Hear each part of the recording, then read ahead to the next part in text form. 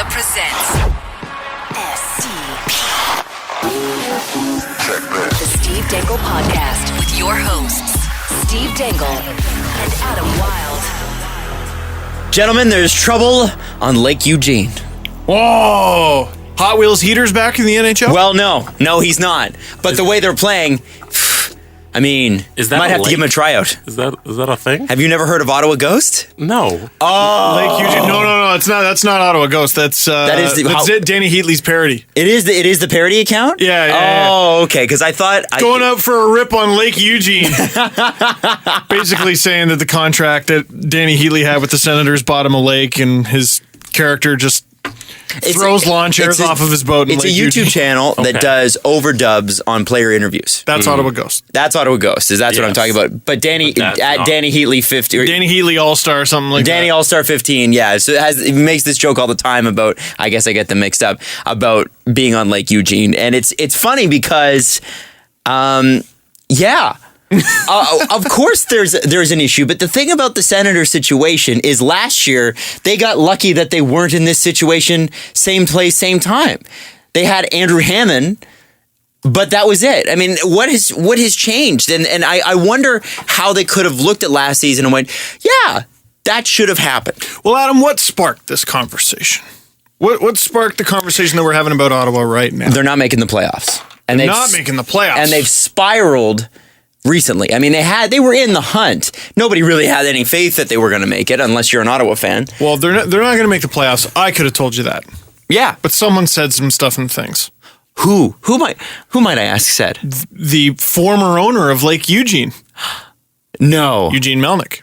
Really? Yes. Well, that's the thing. I mean, he owner of the Ottawa Senators. So he came out today and said nobody is safe. Okay. And that heads would roll, and that things are going to change. We've heard this from the Oilers before. Well, this exact quote, actually. Mr. Melnick, what are you going to spend on the new guys? Money?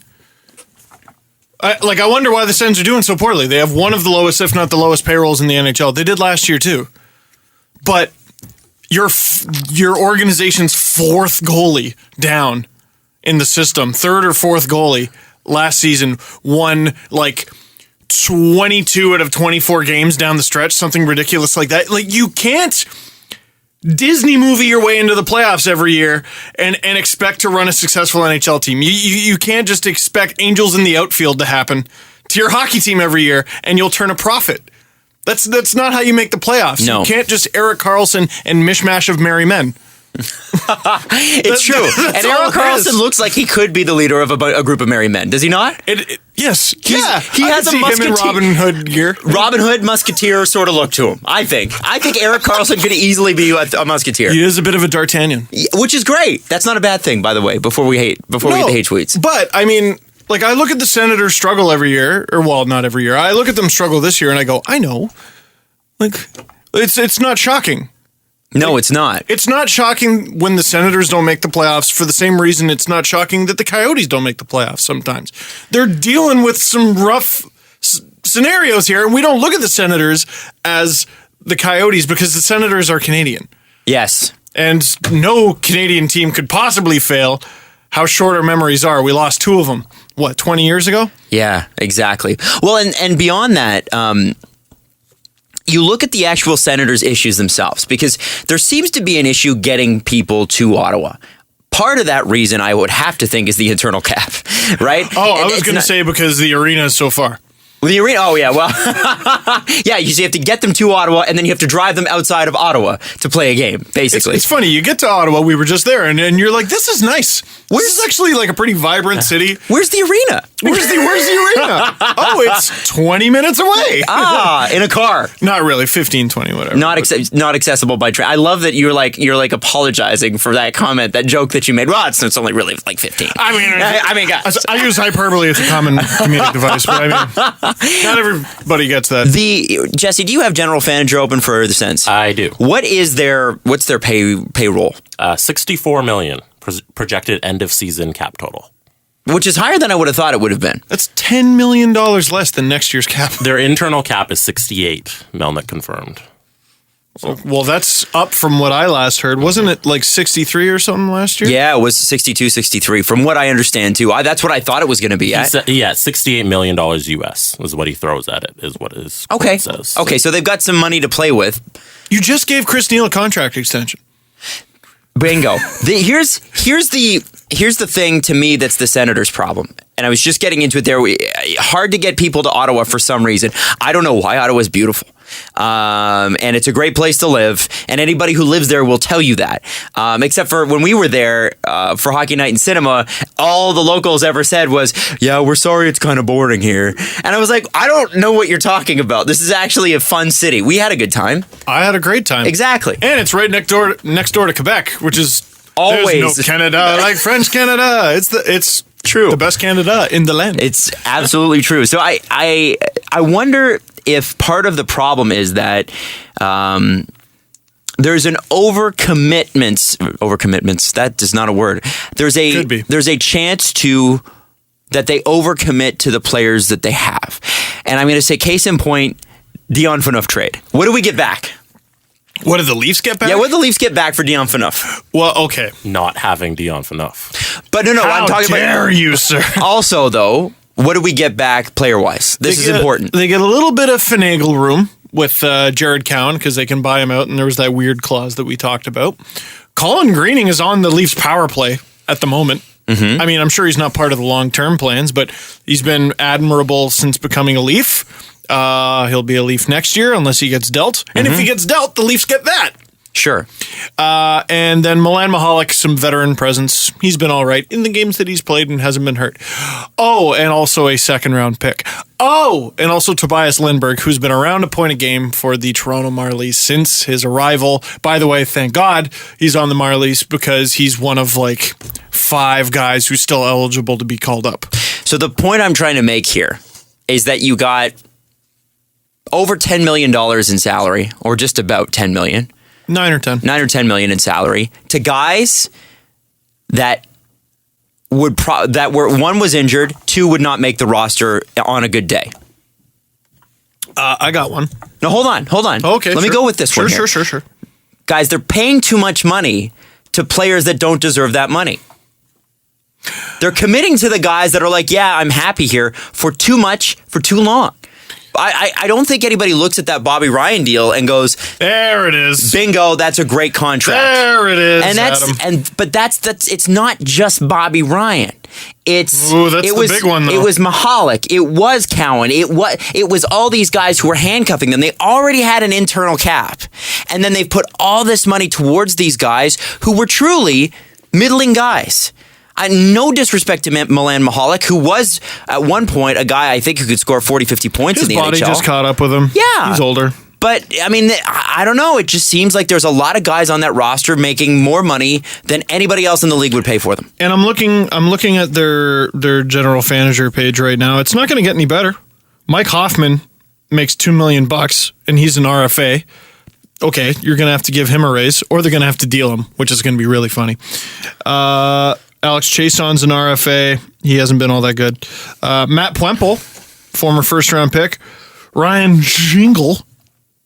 Scott Gomez is a UFA. Don't worry about him. Patrick Weirkoch. Sounds like he's going to go. But what about Cody Ceci, who's a guy we've heard in like Jonathan Drouin talks? Mike Koska's probably going to go. Chris Phillips is probably going to go. So, like, they got some decisions to make. Heads are going to roll. Okay, fine. Who goes... Who replaces them and at what cost? Like, they don't spend money. I know they've made mistakes, but money makes a lot of mistakes go away. They don't spend any money. But that's the point. They've taken their money that they do have and they've overcommitted to players that don't deserve it. So what you're saying is when you're a cap team, when you're a budget team, you got to be extra careful, right? Which they absolutely have not been. They haven't been. You're committing to guys who are like, oh, it's like being at a dance and somebody finally dances with you and you marry them on the spot. For 4 years. I'll give them a pass on that one. I thought that was all right. That was all right. Because that's kind of what's going on here. That's why they wanted Dion Phaneuf, because they're like, well, he's controllable. Yes, we got to pay him that much money, but we also know how long he's going to be here. Right? It's just that's the mentality. It's backwards. It's backwards. You got to run it like they ran the Oakland Athletics in Moneyball. And they're not doing that. It's like they're self-diagnosing a problem that a doctor could just diagnose on site. Yeah. You know, you're Googling it, and anyone could just be like, no, that's the problem right there. You don't spend to the cap. It's like breaking a leg and taking Tylenol for a few years to help it. You know, it'll kill the pain. yeah. A little bit. Well, Tylenol 3s might. I don't know about just a regular Tylenol. Yeah, I've never broken my leg. I don't feel like it. It's so what do you do? If you're the Senators right now, you're Eugene, and you can make let's say you're Eugene, but you're also the GM, Brian Murray. What moves do you start with? Like personnel on the team, or personnel? Do you look for defensemen? Do you start with defense? Do you start with goalie? Do you start with forwards? Is it trainers? What do you do? Well, okay, all these contracts that you just talked about, you got to decide who's actually staying. You got to decide that. I don't think you can do. The Phaneuf deal did make some sense to them. Sure, absolutely. I think it made more sense for the Leafs. But you know what the Leafs did last year that I was so happy with is they made decisions that teams on a tight budget would typically make. They went after the young hotshot executive out there, which was Kyle Dubas. I thought for sure someone else was going to scoop him up before the Leafs ever did. And the Leafs did it. Hooray. The Leafs went out and they got a whole analytics department, which that's like a Moneyball kind of thing. Analytics people hate when you say that. They hate it. But that is... Well... What else is it? That is what it is. That is what it is. And I would expect the Senators to be at the forefront of that. Is it that they don't like being compared to Jonah Hill? Is that the issue? That might be it. I don't know. Jonah Hill's awesome. You guys need to be like, yeah, get over it. Jeez. Be a little bit more like Jonah Hill. Yeah, exactly. That way you won't be super bad. Oh, you see. Wow, that was just... You see. Yeah, so you go and you do that. Now, they don't have the money to go out and buy a Mike Babcock type coach. Can they improve on Dave Cameron? Is Dave Cameron the problem? I mean, they got a coach out of junior. I can't imagine he's one of the more highly paid coaches out there. I don't know. Is this another situation, just like I was yelling and screaming with the Canucks, where it's ownership? Ownership needs to change. Mm-hmm. You know, the rest is just semantics. It's just deck chairs on the Titanic. Does ownership have to change before the Senators get any good? That's a good question. By the way, can I ask something? Sure. Just an honest question to the room here. As opposed to all the dishonest questions. I asked a lot of dishonest questions. So your internal cap is $68 million. Mm-hmm. The cap this year in the NHL is? I believe it's 71. So it's not that. So $3 million really makes that much of a difference? I guess not. I could have swore it was 63 last year. But it was. He says it was 68. The quote is, "We throw 68 million US at this. That's our payroll. Let's get that straight." Okay, that doesn't just mean players. Then that probably means coaches and trainers and yeah. Because you got to think a coach is going to make between 700. Dave Cameron's got to make $750,000 at least, something like that. You know what? I don't have the numbers in front of me, but that makes more sense. Based on what I think I heard in the past, maybe I'm wrong on that. That sounds more correct. And that's still not enough. Yeah, God, I would love to know what the Leafs have spent. Oh yeah, this year. If it's $100 million, I would be. Actually be kind of blown away if that's all it is. Robidaw Island alone. Robidaw Island. Well, yeah, so... Well, Melnick said you can't just throw money at this. We all know that other teams throw money at things for decades and have gotten in nowhere. So... No, you can't. But you also can't not throw money. Yeah. Spending. You throw money cleverly. You don't throw it into the lake. Lake Eugene is leaking into the hull of the good ship Senator. And he's saying, let's not throw any money at the leak. Leaking into the hull of the good ship Senator. It's just... You give me that one too? I'm giving you that one. Oh, wow. 2 in a row. I'm feeling generous on a Tuesday. Damn. I got my coffee. I'm only letting that one slide because I barely know what a hull is. So it's part of the ship. Hull of a boat. I don't care about boating. I don't care about boating. I don't care about boating. Name of the episode. You will when the ice caps melt, sir. Okay? All right, then. Anyway. Jesse's going to be sitting there like, oh, He'll be back. I should have listened to Adam. He'll be drinking his own pee on the back of a Sea-Doo like Kevin Costner in Waterworld. It'll be great. I'm not going to give you that one. That's from the movie. Yeah, but That's not a comparison. you took Doesn't it. count. You took it to drinking. Can we also bring up the other random quote Melnick had? Yeah, about, sure, please. The decision to start Matt O'Connor in the home opener. He said, "What was that about?" And the guy gets clobbered. Hold on. Did Matt O'Connor start in Senators' home opener? I think he did, but there were injury problems there. And it was Melnick's decision? But no, it was clearly the coaches. But this is something. So Melnick said, "What was?" He specifically referenced this in the press conference where he said, "What was that about?" Matt O'Connor starting in the home opener. Okay, so Dave Cameron's gone. He's definitely gone. Yeah. Like, why not just fire him now? Yeah. Couple games left. Have one of your assistants finish the season. The Senators, to me, and maybe I'm wrong. Yeah, I Who haven't. signed Matt O'Connor? Like, let's not talk about the one game Matt O'Connor played that was bad. Let's talk about how he's been a terrible goalie in the American Hockey League. How about that? Mm-hmm. Is that Dave Cameron's fault? Is Dave Cameron driving down to Binghamton every day and going, "You suck, Matt"? What's that about? Yeah, and that's scouting. I mean, everyone wanted this guy. we said it. We Everyone said we'd wanted offer this him a guy. boarding house. I mean, but it was because the scouting reports on him were amazing. We've moved on to Lithuanian models, sir. That's right, and he looks amazing. I forget his name. I forget him too. But I was like, It's just that Lithuanian. I was like, Aaron Ekblad, get ready. Wow. It just seems to me like there's a like everything's wrong. Like everything is wrong. Like it's a disease like the Edmonton Oilers had. It's the owners getting involved again. What team has had an owner speak and you went, "Good job"? After the microphone was pulled away from your face, you went, "That was smart." All I can think of is, was it Fred Snyder and what's the guy who owns the Ed Snyder. Ed Snyder and the guy that owns Ed Snyder owns the Flyers, right? Yeah, are you thinking of Jeremy Jacobson? Yes, with the Bruins. Those Or two. Jeremy Jacobs. Jeremy Sorry. Jacobs and Fred Snyder. Ed Snyder. Damn it. He should be Fred. Whatever. Fred Snyder. Fred Snyder there. And Jeremy Jacobson. Those two, when they do speak, it's sort of hilarious because they are angry older men. And they are angry. And there's all the Aquilini stuff, and there's. But at least those two, at Columbus least stuff. the Flyers and Bruins are somewhat successful. If those guys medal, Totally. pretty successful teams. The Bruins look like they're going to make it, and the Flyers just might. They're always just might. They're pretty much always just might.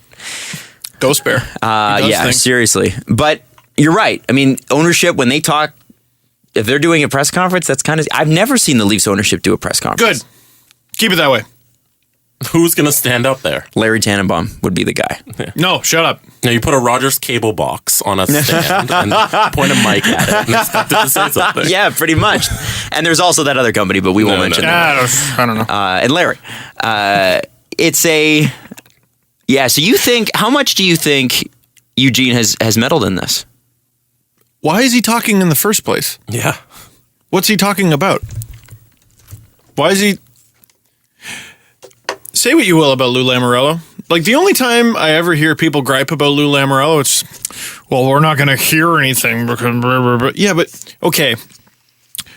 Personal gain aside, like, push it aside that you're a member of the media and you rely on player and management quotes for your job. Push that aside. Which, by the way, are most of the time pretty overrated. But not all Especially the time. players. But not all the time, which is why we still ask them, right? Right. I love when people go, "Oh, it's so overrated." Oh, okay, well, why do people send reporters in droves? Agree. Well, because sometimes it pays off. Totally agree. If you were running a hockey team, wouldn't you want it to be run with a shut up policy like Lou Lamoriello has? I like Yes. the shut up policy. I mean, it does make it a little more boring, but gosh darn it, it makes my team so much more tolerable It's kind of a... than it was like 18 months ago. Yeah, when they were talking all the time and there was mixed They messaging. still talk on the TV post firing. Oh my gosh. When you hear Everything is a bad decision. when you hear former Maple Leaf executives talking, and you just kind of go, huh. You were running things, eh? that's and you go, no, I always go, that's why. That's why. That's why. Like, didn't we used to say things like, God, I can't wait to read a book on this past Leafs era and everything that went wrong. No, we know. We know it all. It's all out there. Yeah. I don't want to read a book on it. And in fact, it's so depressing. They're so willing to talk about their bad ideas like they were good. Like, that's how you know. And the thing is, they're not executives anymore, and they're still holding hard and fast to their bad ideas. Anyway. They'll have a job in no time, Adam. That's right. That's right. I was told. Except for none of them. So again, it goes back to the Senators. So if you are the Senators, the first thing you do, if you control it all, is take ownership out of the equation. I know Brian Murray has had health issues. Yep. I know that is a different situation from a normal general manager. There is a tremendous amount of success. I can't believe he's still doing it. Like, true to him. And Eugene, I mean, really went through something pretty serious himself. Yep. And so the two of them are obviously work well enough together. But can you ask the question? And I think I will, whether it's appropriate or not. Is Brian Murray's job on the line? Do you want to be the guy who fires Brian Murray? Like, well, no. That's rough. No, you don't. Or like, especially because he's revered. Maybe the better question, or that's a good question. Some people might not like it, but it's a ruthless business. It's brutal. Mm-hmm. But maybe a question on an equal plane. At what point does Brian Murray step away? At what point does he go, I did this. I did it for a really long time. I'm satisfied with my body of work. I'm turning over the keys. Not quitting. Retiring. He's old. Mm-hmm. He's old. He's been through a lot and he's accomplished a lot. But is that conversation about to happen? See, yeah. And that's a tough one, too. It didn't sound like it. That was much more hostile. No. I pointed at Jesse's laptop. Jesse's laptop was very hostile. Brian Murray is 73, by the way. Wow. It's Lou Lamoriello's age. Yeah.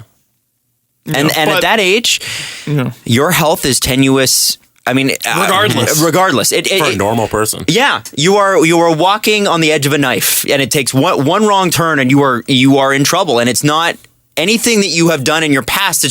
That's just the way it goes. 73.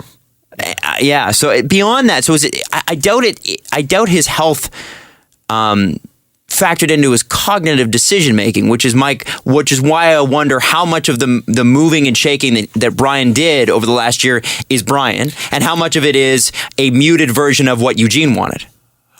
Oh, so you think there were maybe whispers? Well, I wonder. No, I wonder if Brian can be held responsible for all of this, even though he would hold himself responsible for it all. If ownership is getting involved, then you can't fully blame the management. It's never one person. I just think Ottawa's problems seem pretty obvious to me. You know what I mean? Mm-hmm. Whenever you see the team asking questions and flustered as to what's going on, that means they either don't have the answers or they won't acknowledge them. Right. Sometimes the answers are right there in front of you. And next we're going to talk about the Toronto Maple Leafs and the bit of a quagmire they've put themselves in. And it's a good quagmire. It's the first rock in a hard place, but in a good way situation. I think I've seen the Toronto Maple Leafs in 5 years, maybe more. Since 2009. We'll talk about that on Sportsnet 590 The Fan next.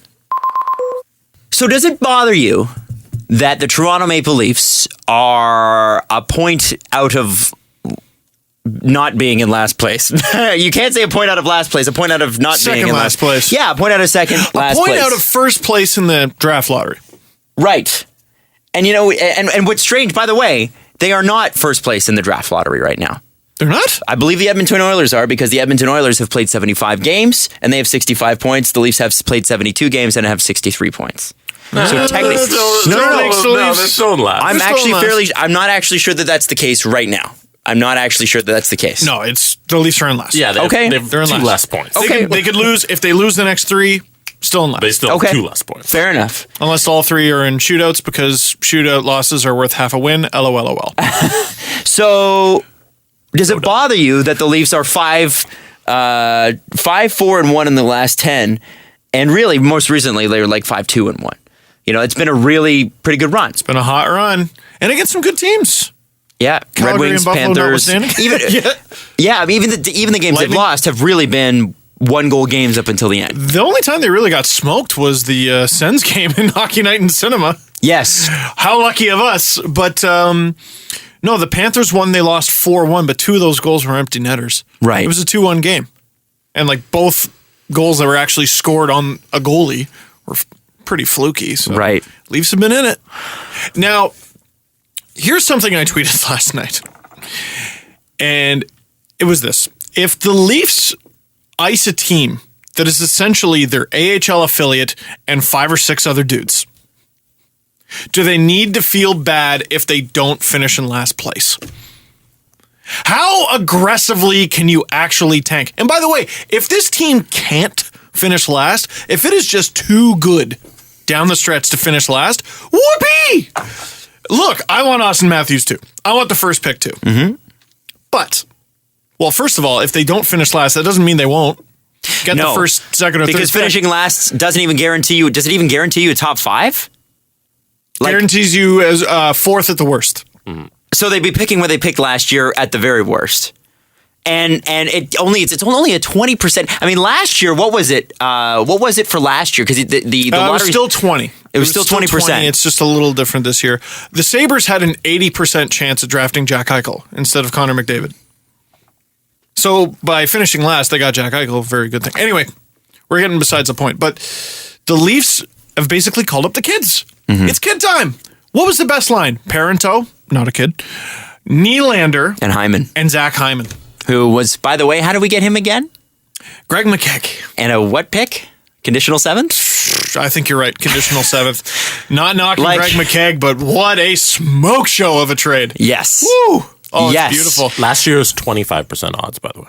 Okay. Oh, it was 25? Yes. Oh, I'm sorry. I thought it was 20. All right. Basically the same.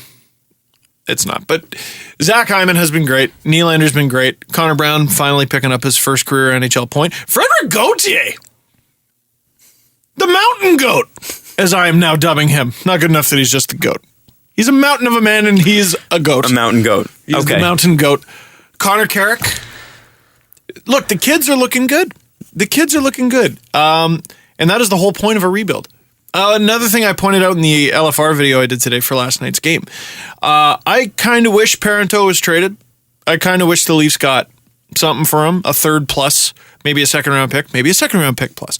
However, if this is an evaluation period, if this is really an evaluation period, the kids need to play with NHL players. Yeah. To see if they can play with NHL players. Holy smokes, can Nylander and Hyman play with NHL players? Or NHL player? Well, and it's great to hear. It's not only you saying that, right? I mean, it's Babcock going, oh no, Hyman's an NHLer.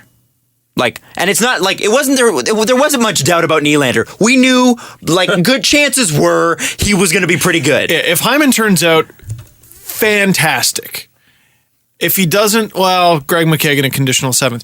If Nylander turns out, well, duh. And if he doesn't, utter disaster. Right. Utter disaster. Utter disaster. But when you hear Mike Babcock say a guy like Zach Hyman is a surefire NHLer and will play in the NHL. Soshnikov has found money. Yeah. And he hasn't even played the last couple games. Well, so you're okay. Now, there's a lot of people who are upset about the fact that they're winning. You're okay with them winning. I'm okay with them winning, and I'll tell you why. So a lot of people have been wrongly well, okay, I understand their point, but they have been comparing this run and what this run could turn out to be to when Martin Gerbered was signed to the Leafs, and the Leafs, instead of picking 5th, picked 7th because they won their last game, which, by the way, was against the Senators, who we talked about all last podcast. A lot has changed since then. Mm-hmm. First of all, Boyd Devereaux got his first and only hat trick in the NHL in his last career NHL game. I was at this game, by the way. I was at this game. The terrible Senators goalie that night in the Leafs 5-2 win was Brian Elliott. Oh, wow. So things have changed for him as well. Wow. Oh, my God. He was terrible. And things have changed for him. Martin Gerbered picked up the win. But who are all the guys we just mentioned? Connor Brown, William Nylander, Nikita Soshnikov, Zach Hyman, Connor Carrick, Frankie Corrado is even a young guy. Yep. Gardner and Riley are young guys. They got Frankie Corrado for less than they got Hyman for. Yes. Some people have been like, well, no. I mean, there's no other way around it. Would you like me to read the roster for that game, the Boyd Devereaux hat-trick game, the infamous game that gave the Leafs the 7th pick instead of the 5th. Please. And which, who do they by pick? the way, resulted in the Leafs picking Kadri instead of Braden Shen, who they definitely would have picked. I'm okay with Kadri. I'm okay with that. I'm okay with Either it. one would have been good. Either one would have been good, but Six of one, half dozen one's of a the winger, other. one's a center. I'll take the center. Yeah, I'll take the center. I'll take the center. And at that point, they had the other Shen, which is why they probably were so obsessed Funny with you getting should him. say that. So the roster is listed in order of number, and first on that list is number 2, Luke Shen, probably the great young hope of the team. And after that, here's the roster from that night: Jeff Finger, Ian White, Nicholas Hagman, Brad May, Lee Stempniak, Matt Stajan, who had 2 assists in that game, Thomas Caberlet. Oh, here's a young prospect hope: Christian Hansen, Jamal Mayers, Boyd Devereaux, Alex Ponikarovsky. Oh, here's a call-up: John Mitchell. Oh, here's a call-up: Tim Stapleton, Jay Harrison, Jason Blake, Pavel Kabina. Oh, and young, hopeful Mikhail Grabowski with goalie Martin Gerbered. Now, Oh my God. you tell me this year is the same as that. It's Go not. ahead. It affects the draft pick in the same way. Actually, no, it doesn't. The Leafs are not going to pick Leafs would 7th. have to play some fire hockey Yeah. to pick 7th. And everybody around them would have to lose. Everyone around them, which is, I mean, maybe. The Oilers haven't even been that bad recently. Like, it's the Flames and Jets that have been gotta worry terrible, And man. Vancouver.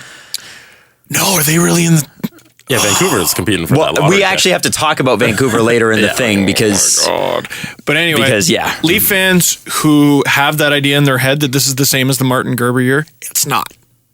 It's so not. If that lineup beats a few teams, the lineup I just mentioned from 2009, if that lineup beats a few teams, who cares? that lineup gives me anxiety.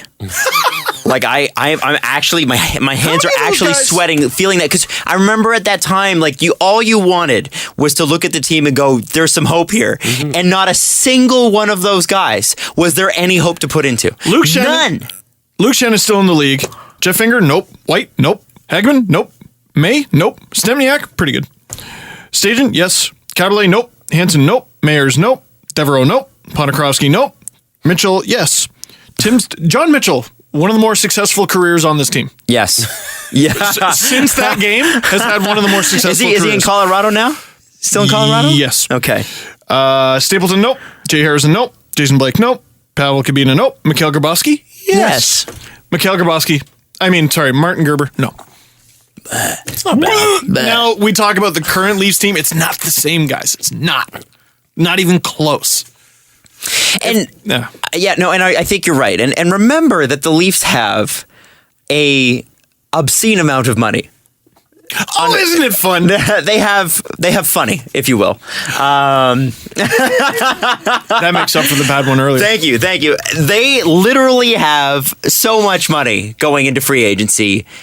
You could throw $10 million at Steven Stamkos and Or still have anyone. a lot of money.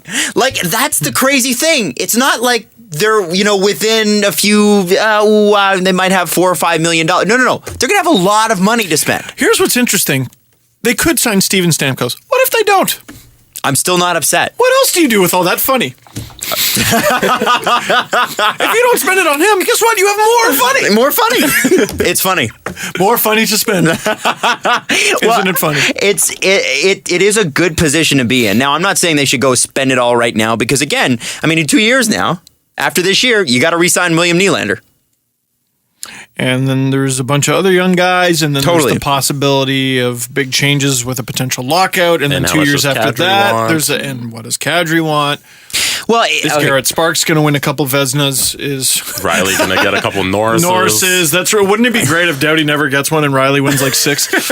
oh man, LA just everybody in hasn't LA deserved just hates you for saying that right now. Let me pump an article right now. Down Goes Brown on Sportsnet.ca because he writes there now. Wrote about Doughty and the Norris, and he went through his career, and he goes, all right, let's go through his career and look at which Norrises he should or shouldn't have won. And he, for believers and non-believers in the Doughty Norris argument, he's very fair, as always. Very fair. it's a good position to be in, no matter what, if your team is winning consistently and they're winning the right way, I think. Yes. And the reason, especially now, because they do have some great young pieces on the Toronto Maple Leafs. They really do, which is the first time, I think, since the 60s we've been able to say that, since the early 60s. Because by the late 60s, they were all super old. Part of me was really glad when Stajan scored that goal on Bernier because it reminded me of a time when Stajan was the great young hope. Yes. I remember the Leafs when it went into the season with Stajan and Steen, and it was like unprecedented because they never had spots for young guys because they just filled it with like end of the road free agents. Oh, this guy's 35. He's going to add some sandpaper to the lineup. Well, and back in 2022. Exactly. And think about what it's like to be, remember that your first day on your first real job, right? Your first day on you're intimidated, right? It's kind of scary. Now imagine the first day on your first real job. You're playing or you're doing your job in front of 20,000 people and probably 1 million or more watching at home. Against the Lightning. Against the best player in the world and one of the best players in the world. You check Twitter, you go, oh my God, Mrs. Dangle's going to be in the audience. Yeah, right? Oh my God, I gotta save perform. that ticket stub. I bet you did. You could have gone to that. You should have gone to that I'll game. tell my kids I did. We'll have on recording that you didn't. But Listen, I'll tell him and he'll just fart and breathe dog breath. The thing is, you want young guys to believe in the system, yes, but you also want them to believe that they can do something greater than themselves when they work together. As in, they can win together. And most of the team is under the age of 23, by the way. Most of the team is under the age of 23. Martin Marinson's old. Yes. Oh, Martin, you old fart. So you want them to believe that, yes, they can win. So they go into next season going, yes, we can win. Rather than, can you imagine if they were getting blown out every game?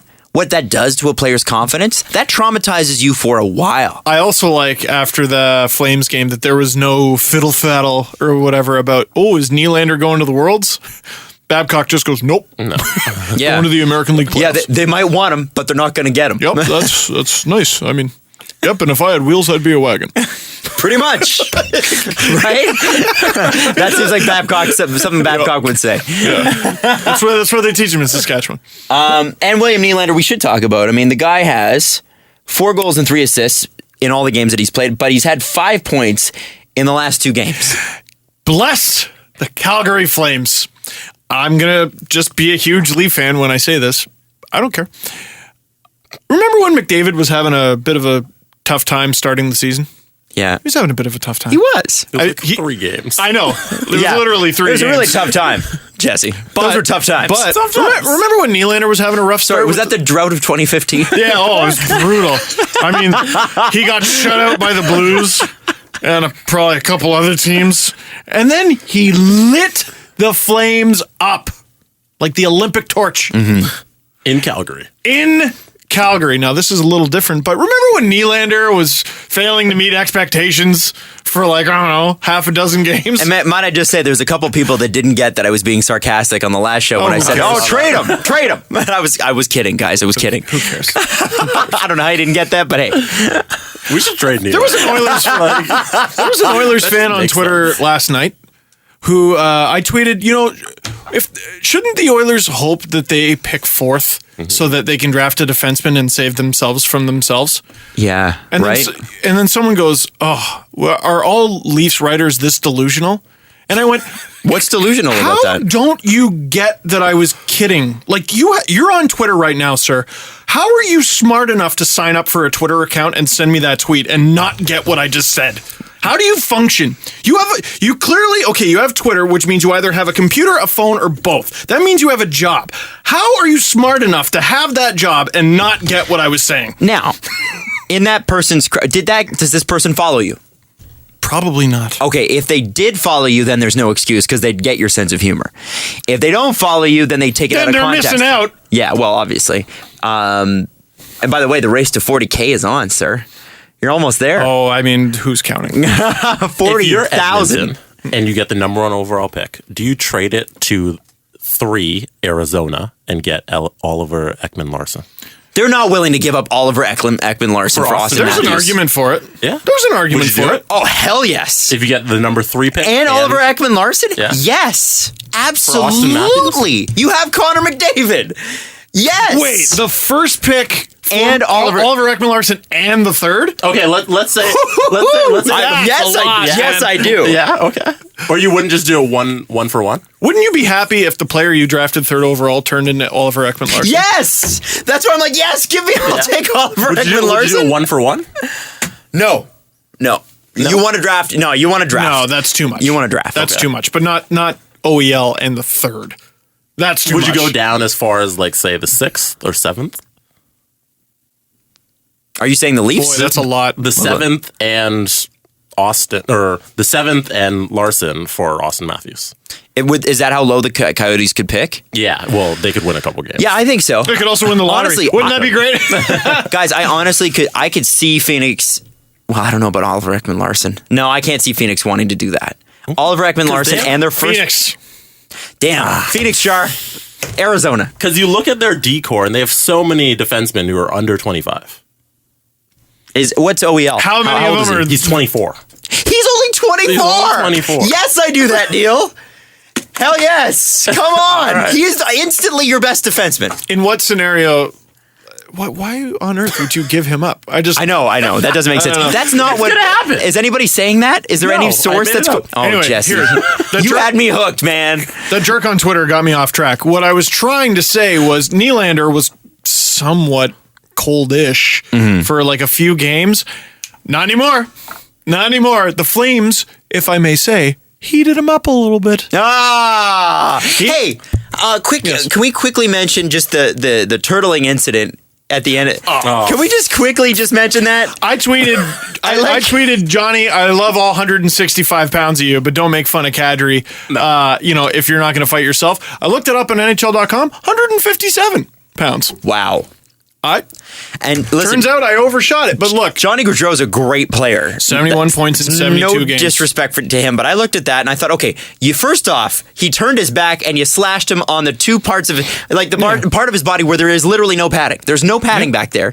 And then you skated away. Yeah, and then Galahad came in and saved you.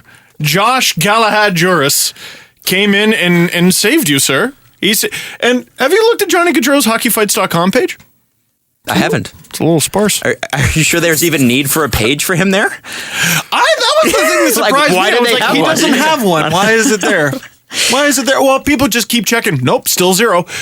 I don't know. I love Johnny Gaudreau. I love him as a player. Me too. But until you even have a fight in the league, maybe shut up. When Now- someone's doing the fighting for you, maybe shut up. If Johnny Gaudreau was Johan Guvranovsky from Russia, okay? That's like all Russians are named. Okay, whatever.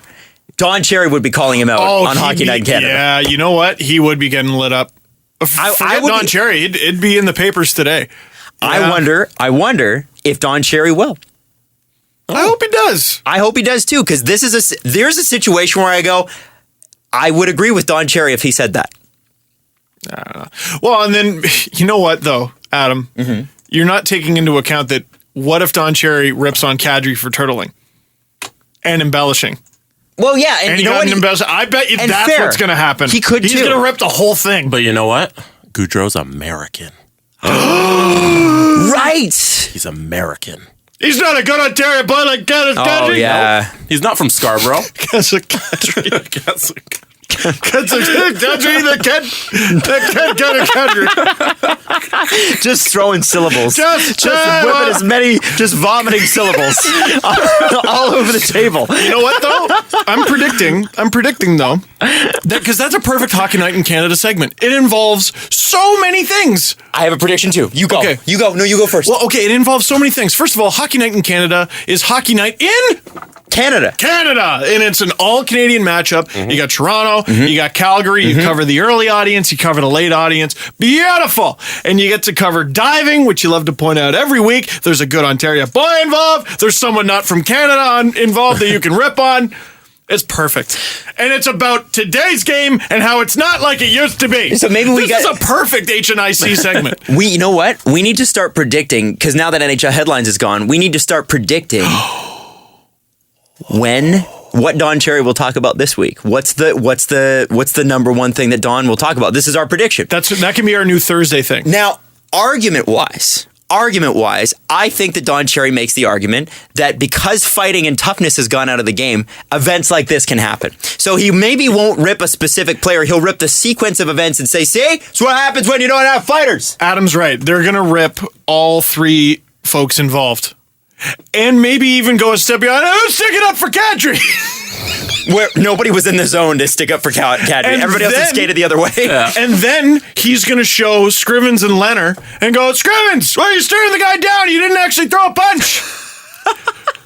Dude, we're producing... Hockey Night in Canada. I'm going to email this segment to a few producers. I just did your job for the week. I need a raise. You can't make it happen. I can't make it. Oh, you can't just make it happen like that, Steve, because then you're tilting it.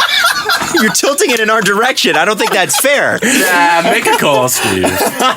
Dude, imagine if I actually had that kind of pull. I want to find out if I do. I definitely don't. But what if I do? Audio and then make it happen. I'm going to make this happen. Are you? I'm just going to start mentioning it casually. Well, then what good's the prediction worth? That's my point. This is more fun. Okay, fair. No, wouldn't it be more fun if I changed Hockey Night? I think it would be great. Hey, we got to go on Sportsnet 590 The Fan. On the download portion of this show, there is a sport poised to take over the NHL for fourth place in the highest grossing sports in North America. Curling. According to at least one person. It's curling. Jesse is clearly lacrosse. It's lacrosse and curling. Now, this is coming from one source who may have some skin in the game. However, when you hear what this person has to say and what sport they're talking about, you might go, they have a point.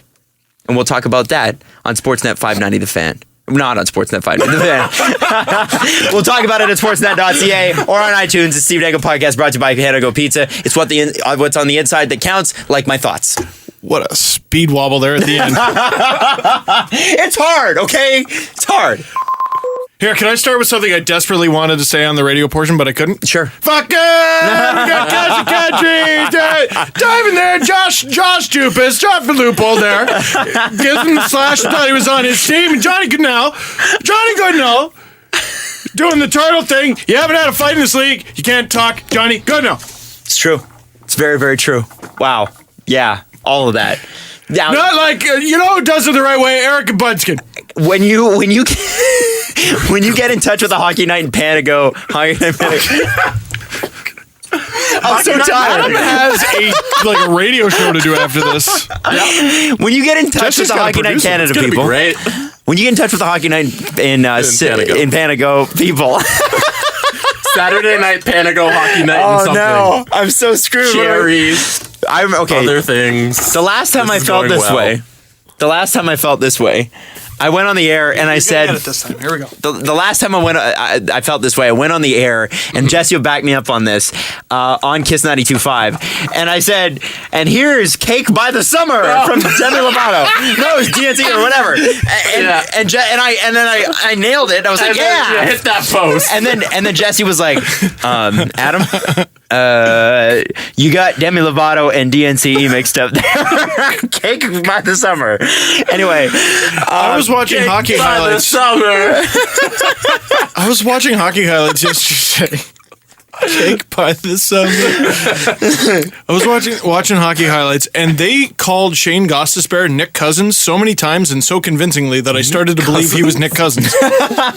It'd be like if Donald Trump called Shane Gostisbehere Nick Cousins. You'd almost believe it. I've called Shane Gostisbehere Nick Cousins many times. Ted Cruz would never call him that. Ted Cruz doesn't know. He's a loser. Bad.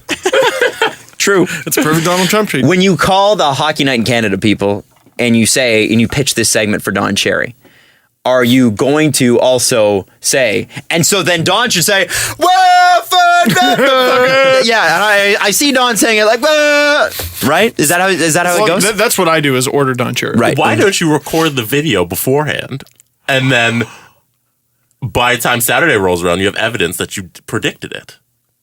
Isn't that what that camera over there? Yeah, we have a camera but for you this. recorded as Don Cherry. Just do the whole segment. And use like illegal. That would be footage and everything? really funny.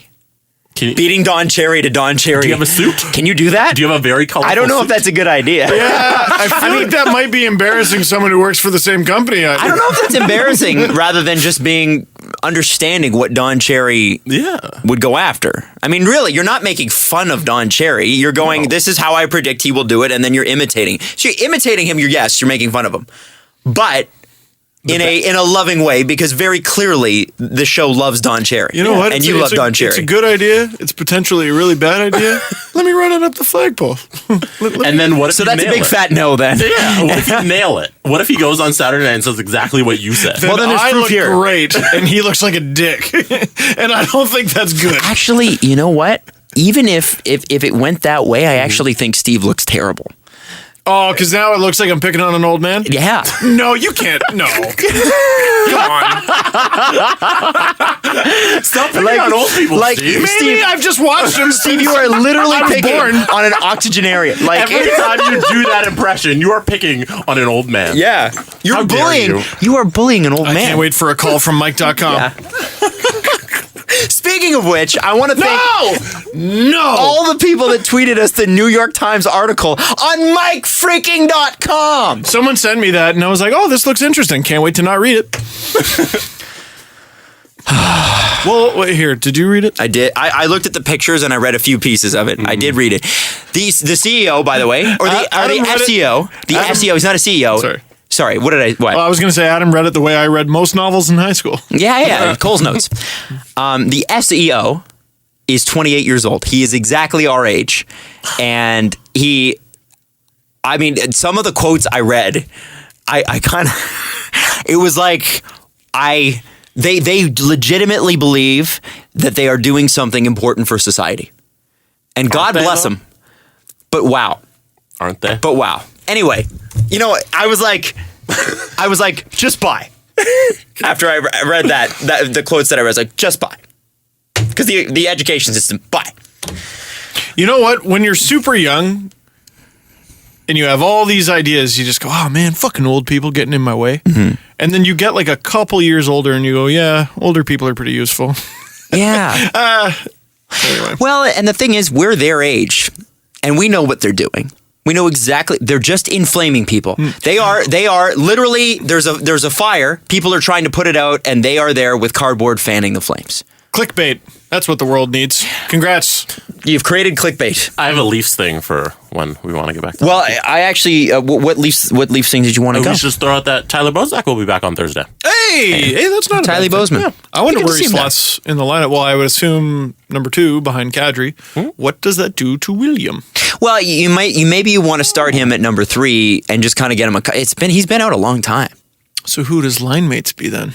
Do you give him Connor Brown and Colin Greening, or that's interesting. And then the Leafs are pretty crowded up the middle too, because they got Brooks Lake in there. They got Ben Smith as well, and those guys. Do you play were like Brooks kinda like on a swapping. wing? Yeah, well, that's what they were doing for part of the time. And Peter Holland's definitely not playing center. Well, he's hurt. Oh. Are they getting him back Thursday too? I feel like they're getting a couple guys back. I'm not sure. Komarov might be done for the season. I don't know if you've mentioned that Yeah. on the show. That's bad. Yeah, Which, that's- I mean, I actually am like, why not? okay. There's 10 games left. Yeah, just shut him down. Rick Fox, former Los Angeles Laker. Also, Wasn't he a soap opera star as well? I don't know that he was a soap opera, but he was married to one, wasn't he? Rick Fox? Yeah, Rick Fox is married to someone very famous, I believe. And Wasn't he on Passions? he might have been. He's a good looking guy from Toronto. Vanessa Williams? Yes, From for years and years. 1999 to 2005. So Rick Fox, and I believe he hit a championship winning basket or something too. Like he was pretty. He hit a clutch 3. I That remember was that. unbelievable because Yeah. there was like half a second left and he did it. It was amazing. He says that esports will be bigger than the NHL in 2 years. And my instinct as a Canadian and hockey fan was to go, no. And then I thought about it for about 2 seconds and I went, it's not ahead of it already? I think it probably is. Although so I just quickly Worldwide? Yeah. worldwide for sure. I quickly Googled the the profits that esports in North America makes, it's about 500 million right now. At least that's what they're reporting. So that's not a lot. I mean, it's a lot, but when you consider how much the NHL and the major sports leagues make, not that much yet. However, the growth is unprecedented. And the reason that esports is going to grow hugely is because it's very, very cheap to pick up playing video games. It's $100, $150 for a couple games, and it's $500-$600 for a video game. Name someone that doesn't have a video game system. And how much do the athletes get paid? Or what do you call them? Gamers? Gamers. It depends on how you finish in the tournament. And the thing is, now Rick Fox, like golf. Rick Fox wants to say this because he knows he is a Canadian, so he knows how to inflame Canadians and get headlines. Well, very good. He also owns part of an esports franchise. I didn't know you could own an esports franchise. You can now. It's a pretty good investment, I think. Is he the general manager of an esports franchise? Well, maybe. Essentially. Is there going to be a Lake Rick Fox one day? There's some video gamer who used to be really good and then completely fell off, but he's still getting paid way too much. Now, that's going to be interesting. Do you get sent down to the minor leagues? Do you have to play on PS3 instead of 4? What's going to be the career trajectory of an esports player? Like, do you get worse because your eyesight gets worse? Well, or do you get carpal tunnel? Like, is it... I'm serious. These are serious questions. Eyesight, carpal tunnel, because, money wouldn't do it. Because when you get rich, what do? Play less video games? No, you just... I know if I won $1 million tomorrow, I would do nothing but that. That's all I would do. I would, same thing. Oh, Steve, you could retire. Does that mean you're going to do more podcasts per week? Nope. That means more video game time for Steve. Yeah, Steve all of a sudden buys all the cards in EA SHL. I would smoke you all, first of all. Yager. Yeah. Doug Gilmore on my fourth line, just wrecking noobs. I'd go back down to Division 10 for funsies. By the way, Div 3. You got the Div 3? What you know about Div 3, son? What you know? I haven't started my team yet. Is what division do you start in? 10. Yeah. Are people really good down there even? No, every now and then you find someone who started their team over again. And I had Ryan Reeves on my second line. Cool. And this guy was going at me with the top line of Tyler Seguin, Pavel Datsyuk, and Pavel Bure. So he bought those cards, right?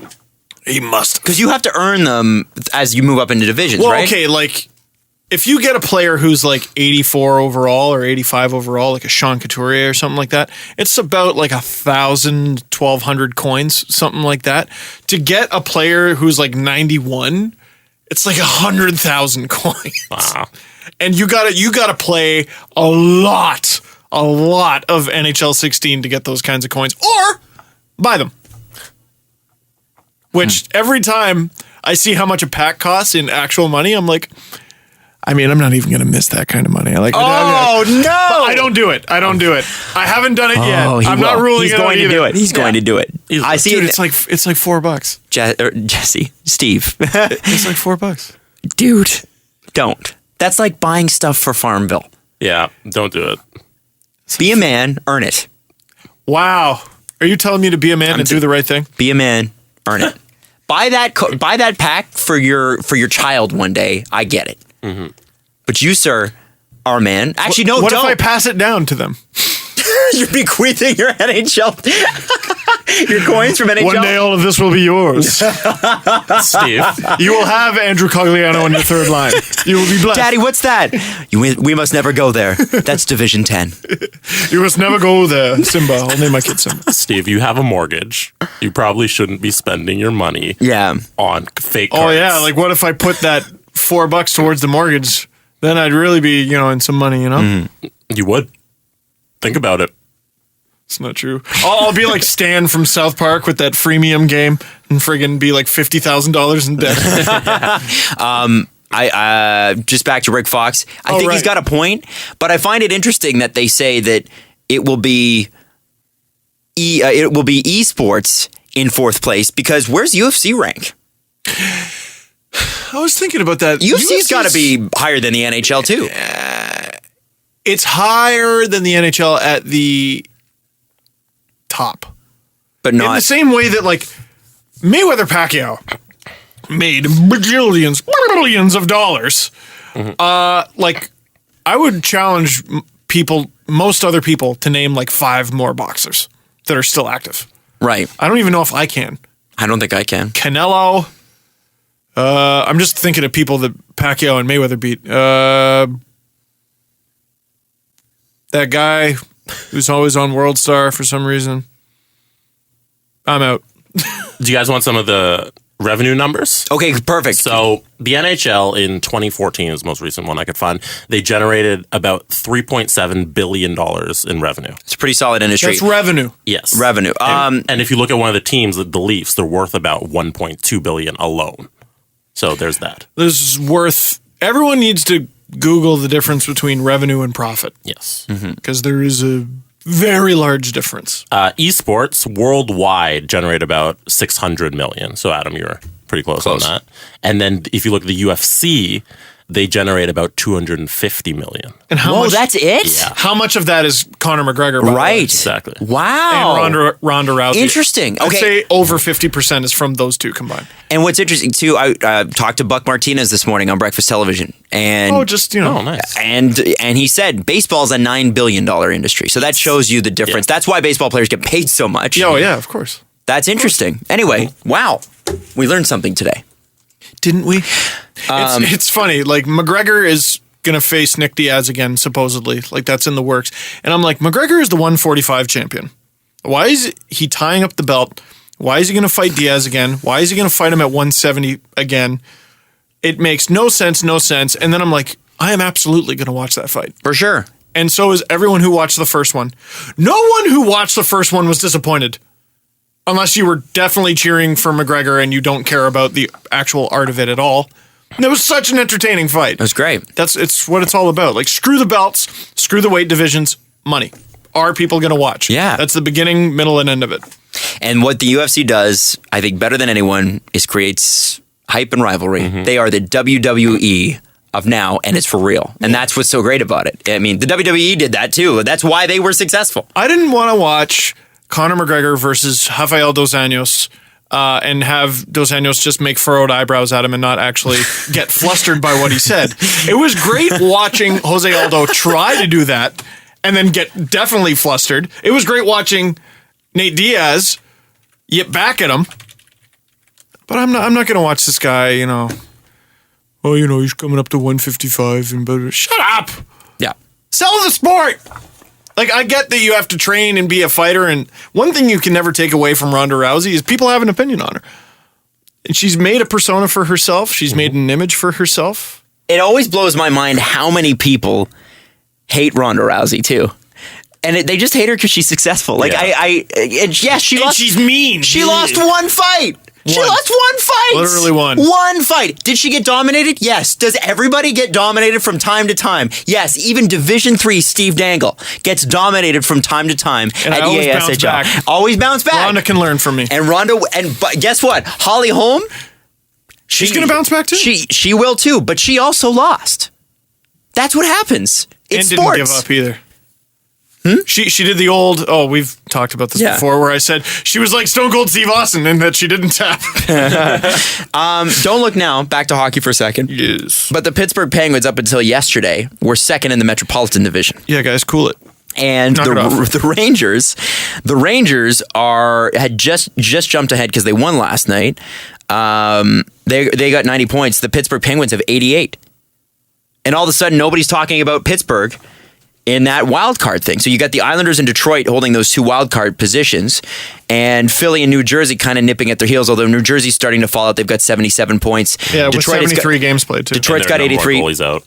I'm just shocked that the Islanders are even wild card. Even I would have picked them. They would have been one of the teams I would have picked to win the conference. What did I say a couple weeks ago? They don't scare me. You Paul Pierce them. This year's New York Islanders do not scare me. Last year's New York Islanders were scarier. They were scary. What happened? I think the Hamonic thing probably doesn't help. Maybe. But that's a small thing. They're clearly, they can't trade him, but they clearly weren't going to trade him in season. Like, there's no way you're going to get fair value. It's not going to work. Like, I'm just looking at their goals for and their goals against. Their goals against is pretty good. It's one of the best in the East. Their goals for, also one of the best in the East.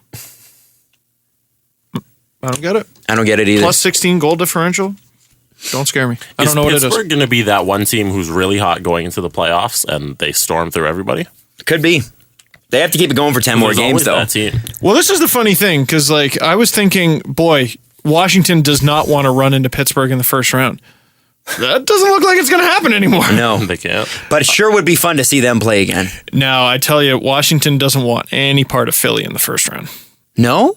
No. Is it like Raptors Bulls? Yeah. The way Philly has been running through the East with their woes. Well, you know how that shit goes. Well, it might not be good for the Caps. Or the Caps might be the perfect team to squish them. I'm looking at Detroit and going, yes, please, gimme. Yeah, if you're Cat, for sure. Oh, that'd be awesome. For sure. Yeah, so anyway, Pittsburgh doing extraordinarily well. Despite Phil Kessel not scoring 30 goals as his GM wants him to. No. I said he was going to score 50, so what the hell do I know? There's another example of saying things never, ever, ever turns out right. Kessel has been disappointing this year. Let's just call a spade a spade. Yeah, so was most of the team, though, at the beginning. Well, yeah, and I'm glad you said at the beginning, because Kessel has turned it on recently. Yeah. So it's Crosby. Shut the fuck up. Like, Yeah. stop talking. Yeah. Fuck. Just don't People say don't that. get it. Canadians fans are paying record low dollars for scalper tickets. There were reports in the last week or so, people paying $6 to go to the Bell Center. That report, I believe, coming from Sportsnet's Eric Engels. Now, I just want to say, it goes to show how much of a hockey mecca Toronto is, because our Marlies team, by the way, we have more tickets available for our event with SeatGeek. Yes. Do you want to mention that now? Or? Yeah, let's talk about it. I mean, we released more tickets last night, and I think there's about, I checked this morning, there's about 10 tickets left. Oh. That's about it. That's about okay. it. I called, guys, I called Adam last night to make sure I wasn't doing something wrong with the SeatGeek app, because there were 3 tickets left. Oh, yeah, no, I think what it is that neither of us is great at counting. So it's somewhere between 3 and 10 tickets left. But I think it's more like 10. How about this? There aren't many tickets left. There aren't many tickets left, and it was amazing. First off, we want to say thank you for selling out the first batch in less than 24 hours. We are going to have essentially the whole section. But the thing that I loved about this is I emailed the guy who runs SeatGeek. His name's Connor. And, obviously I'd been kind of watching on my app, and a couple people had tweeted us and said, I really want to go, but I don't know when or how or whatever. How can we get tickets and sit in your section? It's not, I don't want to just go to the game. I want to sit in the section. I remember specifically someone named Lindsay Resnick reached out, and she said, how do I get there? And so I emailed Connor and I get a reply, on vacation. I'm like, that sucks. He emails me 20 minutes later and goes, yeah, call in the Marlies. Get back to you in just a second. So he calls the Marlies and gets these seats for us while he's on vacation and releases them. And we released them last night. And the cool thing was, everybody that reached out on Twitter, I said, just wait. And what you do is you set a notification on your phone that's the event you're interested to go to on the SeatGeek app. And they got the notification and they bought the tickets as soon as they were available. It's that easy. By the way, we were talking about the influence of changing Coach's Corner. That's the kind of influence Adam Wild has there, ladies and gentlemen. Calling up the Marlies game. Yeah. Oh. Well, excuse me, sir. More tickets, please. But I think, and I listen, we have it's a great partnership. SeatGeek's a great company for this reason, is I think, they're like us in the sense that they want to deliver on what they say. And they don't want to be shitty. Yeah, yeah, basically. Good compliment. So I mean, it's quite literally that, though. I think it's the fact that he's on vacation. This guy runs this company, and I'm able to email him, and he's like, "Yeah, I'll call the Marlies, and I'll have them deal with it." He's on vacation, but greatness doesn't take any time off. That's exactly it. Exactly. This is so cheesy, but what I'm trying to say is, and the thing is, when you buy from SeatGeek, as you know, no fees that are hidden. right? There's going to be nothing at checkout that you're like, why am I paying $15 extra for this? And that's why he created the company. It was all about that. It's like, I'm getting tired of paying these extra fees for no reason. What is the price? I want to pay the price. The other day, I was reading Gandhi's biography, and he said, "I love SeatGeek." It was unbelievable. The first thought to my head was Jesse was not reading Gandhi's biography, and then I knew this where it was going. And that's what he said. So anyway, go to the SeatGeek app. Or go to SeatGeek.com. Sign up if you want to. If you want to go to the Dangle Navy game, it is April the 2nd versus Grand Rapids. So it's one of their rivals, and it's one of the last games before the playoffs. There's a good chance that some of the Leafs that we're seeing right now are back down to the Marlies at that point, because some of the guys are going to come back. Or I mean, like Brendan Leipzig's there, Stuart Percy's there. Guys who have been called up. I was at the Marlies game on Friday last week and watching Lindberg, and I always okay. Everyone's Lindberg. Watching, I could see Alex Stalock play goalie for the Marlies. I forgot he was a goalie that we have. How about Colin Smith? Yeah, the prospect in the Sean Matthias trade is at a point a game. Yeah, he's lighting it up. Amazing. And Leipzig, seeing him play at the NHL level is fun. Seeing him play at the AHL level, you're like, you can pretty much outskate everybody on the ice. It's different. It's so different. Anyway. And some guys will probably get sent down. You never know. Yeah. Who knows? Maybe they'll be more depleted than now. The Habs. So, in Toronto, you can be last place all year. As long as you preach rebuild and you show fans you're doing the right things, you'll still probably sell out. That doesn't necessarily mean fans will go to the game. There were a lot of empty seats I saw on TV for the Leafs-Flames game. But those tickets will be accounted for. If you suck for Habs fans, fuck you. They're not going. They're not going. Jeff Molson loves that. Loves it. Do you think he does? I think he does.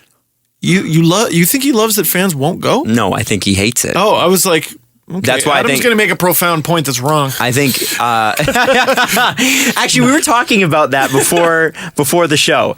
It's the way, and it's funny, because Steve's got this thing about the way people who don't like advanced stats will handle advanced stats. Because they've changed their tune a bit. And it used to just be like, you can't tell me that. Now, some people have absolutely not changed from that. And bless those people because they're so entertaining. But what people do now, on TV especially, is they'll be like, look, I know that his numbers say this, and that. But I'm going to go ahead and be wrong anyway.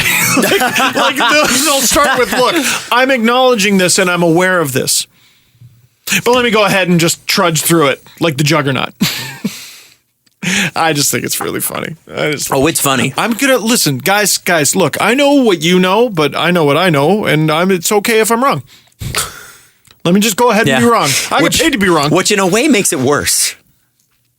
No, it makes it much, much funnier. Well, that's what I mean, though. For them, though, it's like for them, it's terrible. Now it's like I'm even acknowledging the fact that I'm probably wrong, but I'm going to go ahead and be wrong.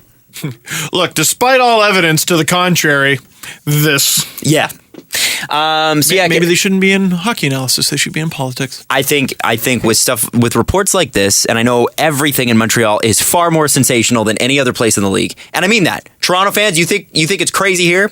Montreal, man. MTL.com? Yeah. I think there's going to be some changes there. I think there's going to be some big changes. There has to be. And if there isn't, I will literally be floored. You know what? I got to show you a text. I was having a conversation with a gentleman. I want you to guess who that gentleman was. Are we allowed to say this? Andrew Berkshire. Yeah. Okay. Yeah, there you go. Andrew Berkshire. Oh, okay. Oh, man. It's just going to be... I'm just going to take a wild stab in the dark here. Unmitigated, sad depression. It's just going to be a frustrated, angry... I'm resolved that we suck. No, it was me sending him text. Oh, okay. Did he respond? Yes. Okay. I texted him, sometimes, as humans, we can't see the obvious. And every now and then, the universe tries to tell us something in its own little way. We recognize that and make a correction. To which he responded, Steve, are you high? I said, give me a sec. The Habs needed to move on from Therrien. People have been screaming it from the rooftop for years. Literally, the only thing that can make non-believers cross over is if the Habs played a season without Carey Price. And the universe granted the Habs that epiphany. The universe took Price away, and the Habs, as predicted, were terrible. The logical takeaway is that you and others have been right all along, and a coach that needs elite goaltending to get by should not be your coach. And Bergevin has taken this gift and wiped his ass with it. True. I was going to write something based on that, and then I thought wiped your ass would probably not go over well on Maybe Sportsnet. not. Maybe not. I should No. maybe reword it a little bit, but it's true. Maybe the not. Habs were given a gift by the universe. People have been saying you rely on elite goaltending. And this was their chance to go, no, we don't. And they absolutely do. Well, they play differently. You know what? They were scoring a lot of goals with Price in the lineup. Look, okay, if not having Price affects your team so profoundly that it fucks your offense up, if your goalie is what is driving your offense, maybe you need to look at some changes. Well, and the reason that they were scoring more with him in the lineup is because they were worried less about playing defense. Yeah, you can just go, wee! He'll stop it. He'll stop it. He'll stop it. He'll stop it. Who cares? It's fine. That's how the Leafs scored so much under Carlisle. So Jesse made, Reimer will stop it. Wee! yeah, and it wasn't Hart Trophy winning Carey Price. It was James Reimer. Oh, there was a trade. Bernie will stop it. Wee! And then they stopped, and all of a sudden we hated those goalies. Jesse made a point earlier, alluded to a point that the Vancouver Canucks are now in the hunt for the lottery pick. Yes. Where are they? And Sedin, one of the Sedins, came out and said, think Daniel it was Daniel. Sedin called out the Vancouver Canucks and said that the way they are playing is embarrassing. Ooh. And that's a lot for him to say. Hashtag leadership. They don't say that a lot. Where are they? How many points back do you think the Leafs are of the Canucks? 15? 15. No? Is it that bad?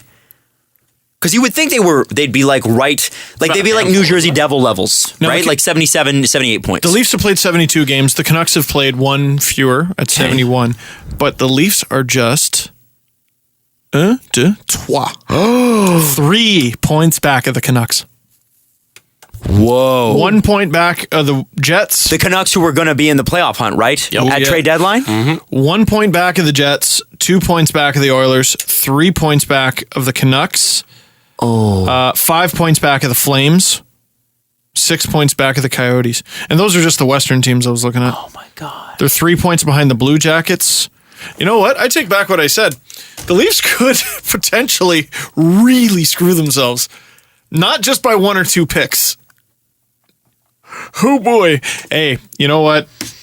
If they draft well, it shouldn't matter. I mean, you're drafting why? Because you want awesome young players. Yeah, and it takes more than the first round to do that. But if your awesome young players cost you an awesome young player, well, congrats. You still got what you wanted, didn't you? Right. Exactly. Although I'll be sad. I'll be sad. Austin Matthews would be nice. Would be Austin great. Matthews would be super. Jacob Chikrin, Kachuk's kid. Any of those guys.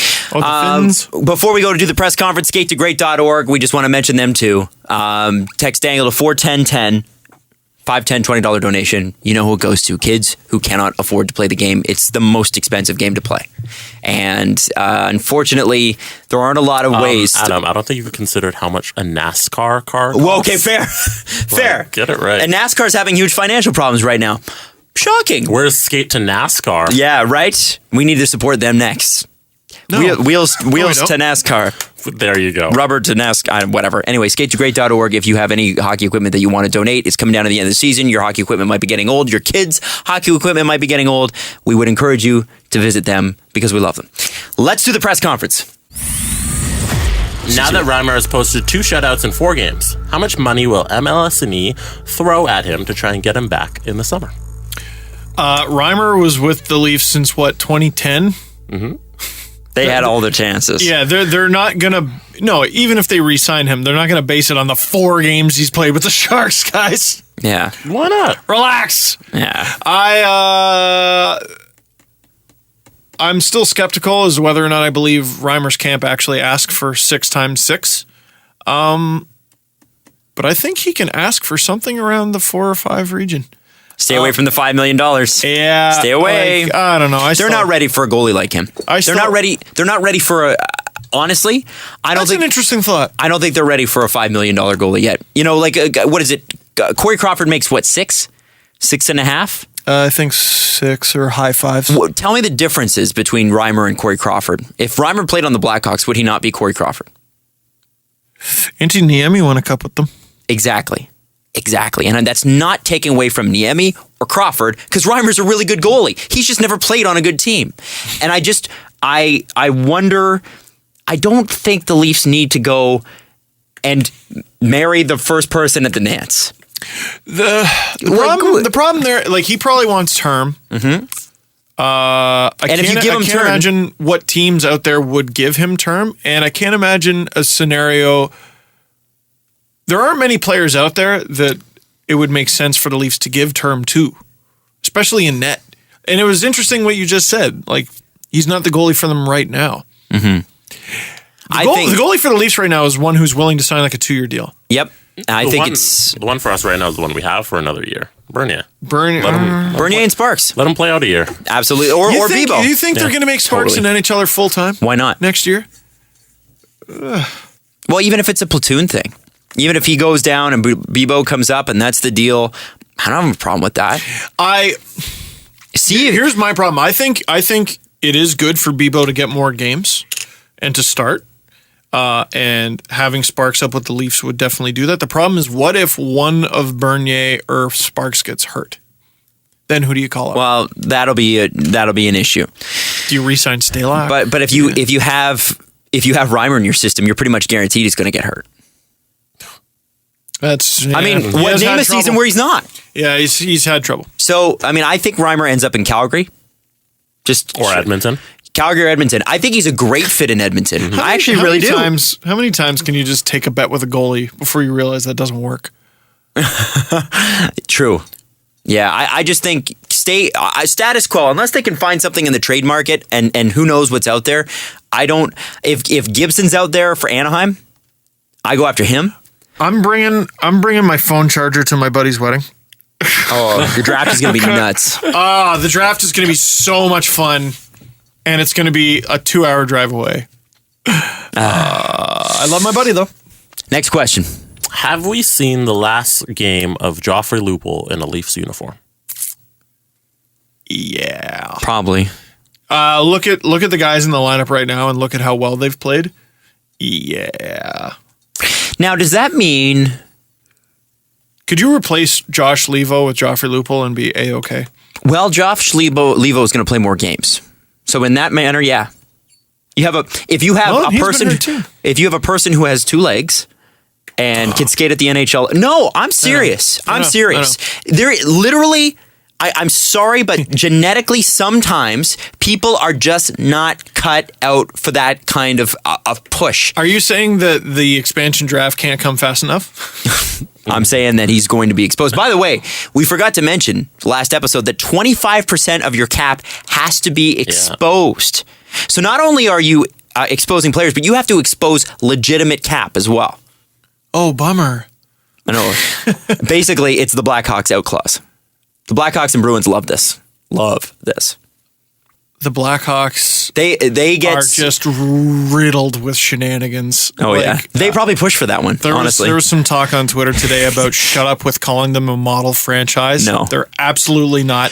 Look, they win a lot, but...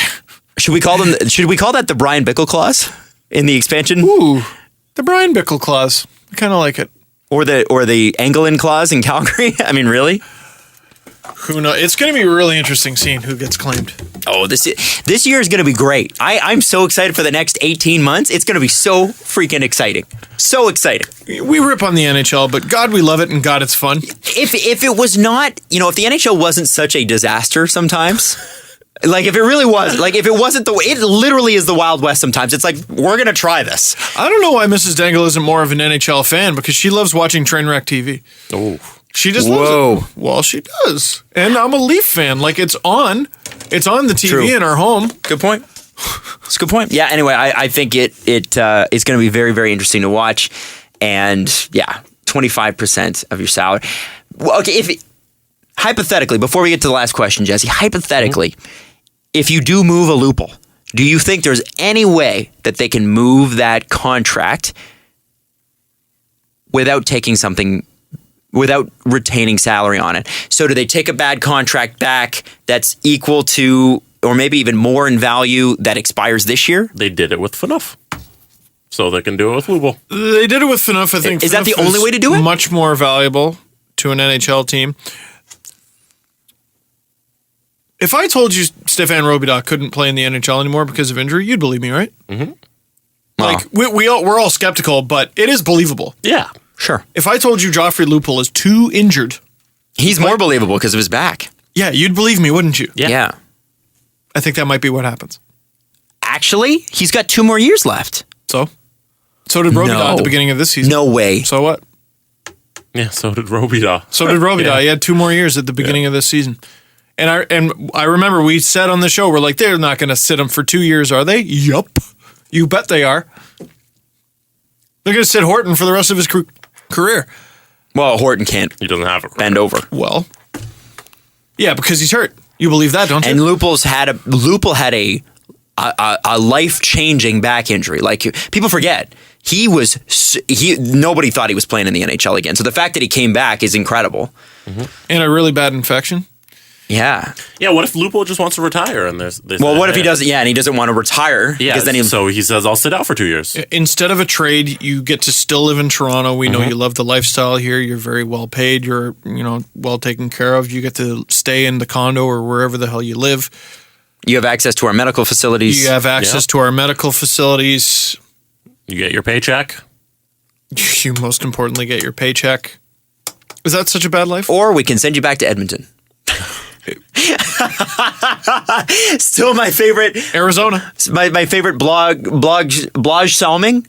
Oh, Bloggy Solomon? Yeah, Bloggy Salming. My favorite video is of Dustin Byfuglien when he's in Chicago. Bye, Fulu Juliet. And they're like, Byfuglien. Well, that's not how you pronounce it. Yes, it is, or we'll trade you to Edmonton. Byfuglien it is. Amazing video. It's old, but it's amazing. Last one. Final question. Are you a strong, passionate voice for equality? What? Yeah? Because Mike.com is hiring an identities editor. So if you would like to apply, it's right here. If you would like to apply. If you're a strong, passionate voice for equality, you're not going to Mike.com.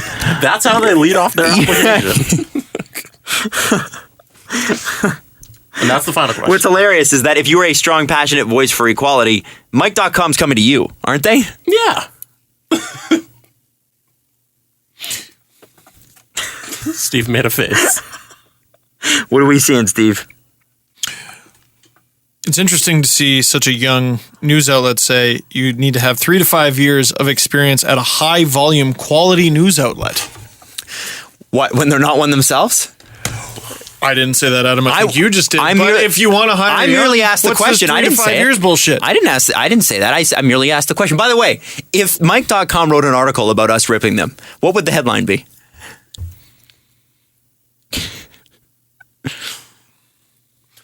Petty podcast. Petty Puck podcast. Oh, you gotta have the illiterate. Oh yeah, Petty Puck podcast. Yeah. When I heard what they had to say about our site, my jaw dropped. I couldn't believe that. ... And then you don't click it. You know what? If they did, that would be the best thing that ever happened to us. I'd be like, super not. Point proven. Here we go. Oh my god. What happens? I know. No, I don't. Why? What's the worst that happens? You have a bunch of people who are... I'm not even going to say it. You have a bunch of people like that coming after us. I'd be like, okay, all right. Go fan the flames. And then the next day they'd forget about us because Donald Trump will say something and they'll go right back to him. Anyway, show's over, but we'll be back Thursday with more predictions on what Don Cherry will say on Hockey Night in Canada. What's great is... Hockey Night in Panago. Hockey Night in Panago. Okay, we got Canada here. He's got his Panago pizza before the game. This is the reason he falls down, because he's so full of pizza. I thought the show was done. I wasn't even sure. It is. Follow the guys on Twitter at Steve_Dangle, at Adam WYLDE. The the Steve Dangle Podcast. Brought to you by Panago Pizza. Order at panago.com and stuff your face with deliciousness.